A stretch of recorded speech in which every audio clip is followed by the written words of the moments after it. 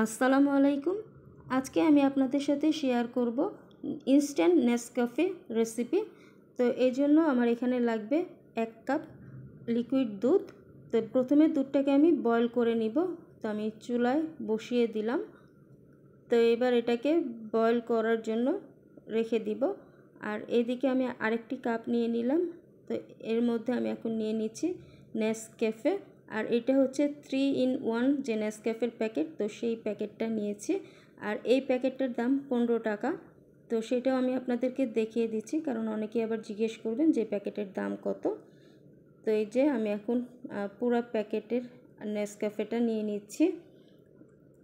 আর এর সাথে আমি নিয়ে নিচ্ছি চিনি। তো এটা হচ্ছে হোয়াইট সুগার।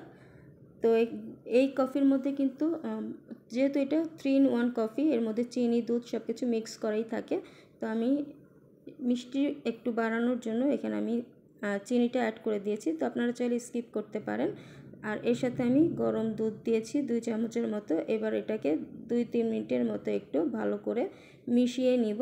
তো এই যে আমার কফি মিক্সচারটা তৈরি হয়ে গেছে। আর এদিকে আমি দুধটাকে বলক দিয়ে নিয়েছি। তো এই যে দুধটা কিন্তু ফুটতে শুরু করেছে।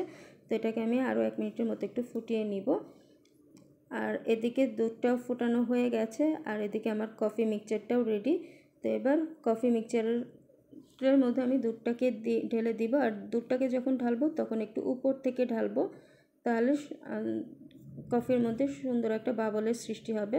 তো এবার সব কিছু খুব ভালো করে মিশিয়ে নিচ্ছি। তো এই যে আমার নেসক্যাফেটা তৈরি হয়ে গেছে, ইনস্ট্যান্ট নেসক্যাফে। আর খুব সহজেই বাসায় বানিয়ে নিতে পারবেন এই কফির রেসিপিটি।